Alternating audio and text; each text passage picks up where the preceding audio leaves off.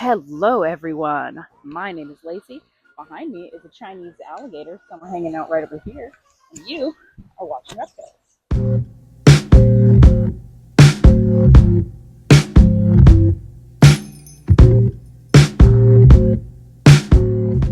Y'all, this is Editing Lacey, and I have realized my entire intro, the audio wasn't working. So we are going to do an intro with me talking over some B-roll because, you know, that's cool. So this is going to be a lot of video of me talking over videos because my mic noped out, which is really sad because there's really cool animals and I was talking about them and they're really, really cool. So I'm going to be talking over a bunch of video because my mic noped out. Struggle. But I hope you like the video. Back to some B-roll footage and maybe me talking in front of a cool animal. We shall see. So today we went to the St. Louis Zoo and we went to the reptile house.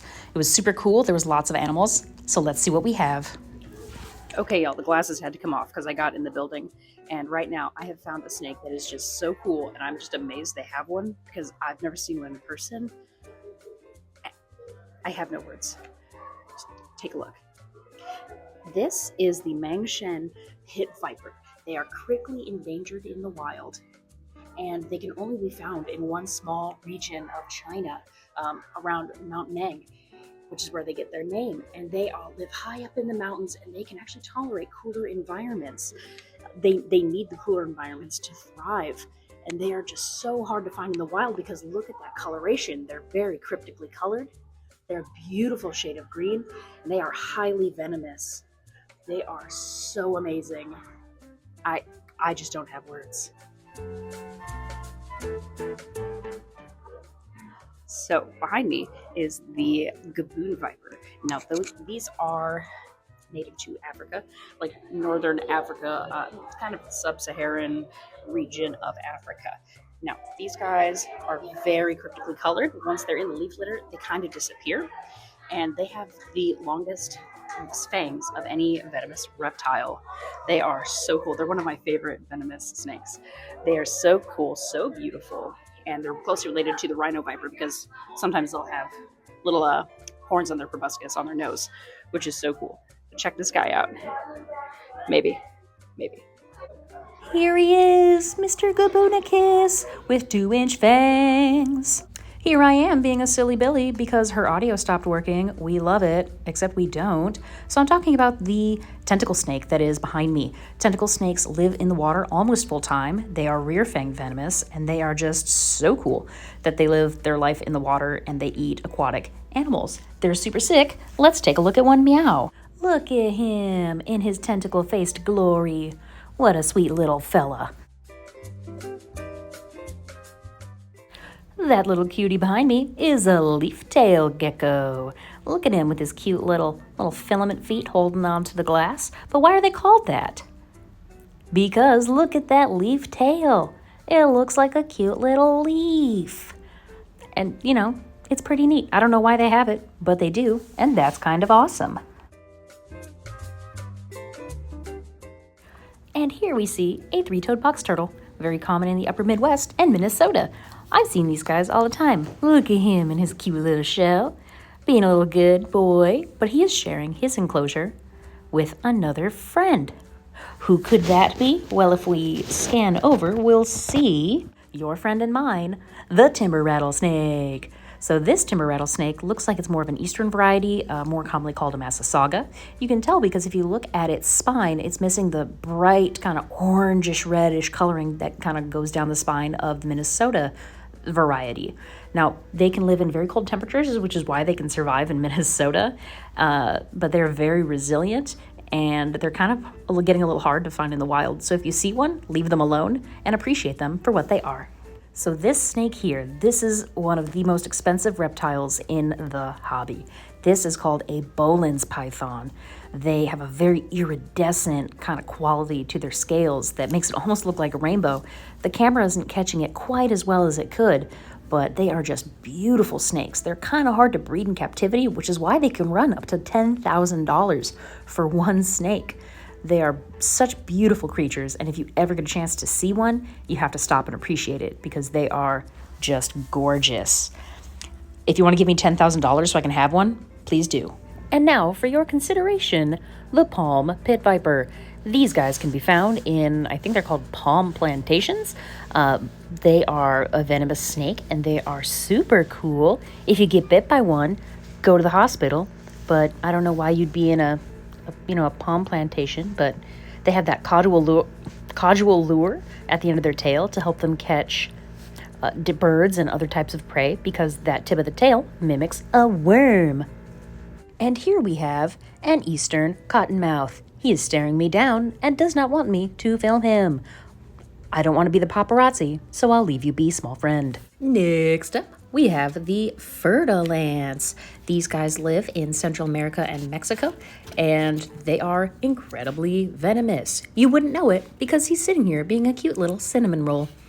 But he will end you. So maybe, again, there's a lot of venomous snakes here. If you get bit by a venomous snake, maybe go to the hospital. But he's so cute. Next up on our reptile tour, this little fella is the Santa Catalina Island rattlesnake. Now, Catalina Island is a small island off of the west coast of California, and they are only found on Catalina Island.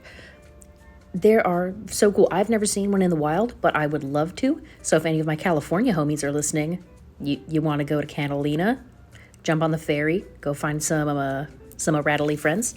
Let's go. Now here we have something really cool. If you look way in the back, you'll see a big lizard. Now that's going to be a Gila monster. Gila monsters are common in the south and southwest of North America, and they are North America's only venomous lizard.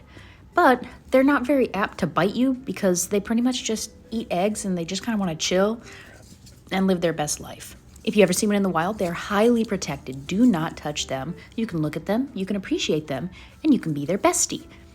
If you recall, our Halloween video was on the black mamba, and that is what we have here.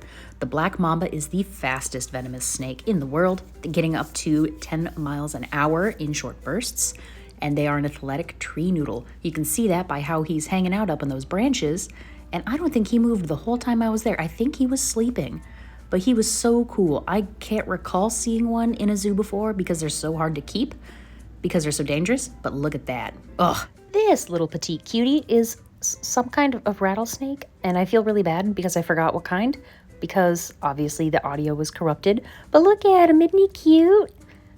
I love him. Can I keep him? Pretty please? I love him. The next friend we have is the eastern rattlesnake.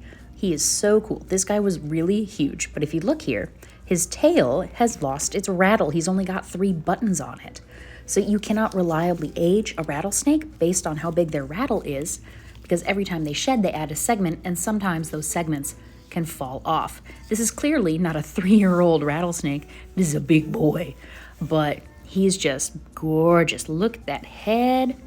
Here, this guy who is, periscoping pretty hardcore. There's no way this guy's asleep. This is the golden habu viper. They come from the islands of Japan, and they are the most venomous snake on the islands of Japan, on the archipelago. And he's pretty intense. He's just staring down everyone. And when I got over there, he had just finished being harassed by some teenagers. So, if you're at the zoo, please don't hassle the snakes because it stresses them out, and that's not very cool. But you know what is cool? This guy, Protobothrops. He's so cool. So this enclosure is the enclosure for the Bushmaster, and I was looking forever to find this flipping Bushmaster. I could not find him. It's a huge, enclosure. It's a huge snake. I looked at every nook, any cranny, everywhere I thought a snake would be, because I wanted to show you a Bushmaster, because they're so cool. But I could not find them, which broke my heart. So sad. Oh, hey, look, it's Cayman latyrostris, also known as the dwarf caiman. Look at this little guy. He's full grown. He's not going to grow up to eat a whole human, but he might eat your Pomeranian. But look at him, hanging out, being cute. Hi, little Cayman. This is a statue of a Komodo dragon, full grown. It's huge. It's giant. It's awesome. Now, if we pan, I said pan. Darn you, voiceover, I said pan. There we go. That is Charlie, little Charles. He is their Komodo dragon. He's going to be as big as that statue when he grows up. This is the largest species of lizard in the world. And he is just having a great time basking on his rock. Look at him. And in this massive enclosure is the massive Galapagos tortoise. They can live for something like 250 years, and I think the tour guide said that these guys were born in the 50s or maybe the 20s, I don't remember. But either way, they're just young bucks, and they got a lot of life ahead of them. Look at him, just munching on his sweet greens. Just so cool. Now, if I remember right, since my audio was corrupted, I believe this one was a black dragon, and look at him, he's just like so arboreal. He's hanging out, he's running across his vines.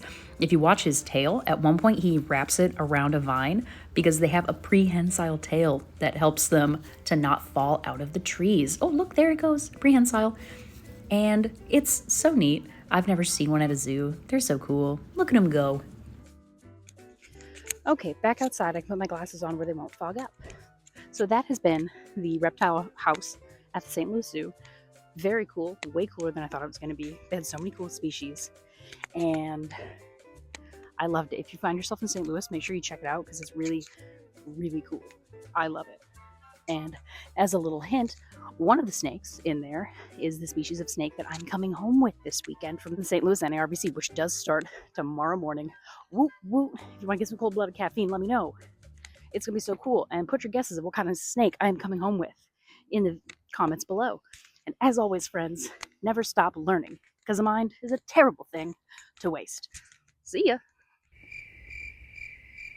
There you go. Wait.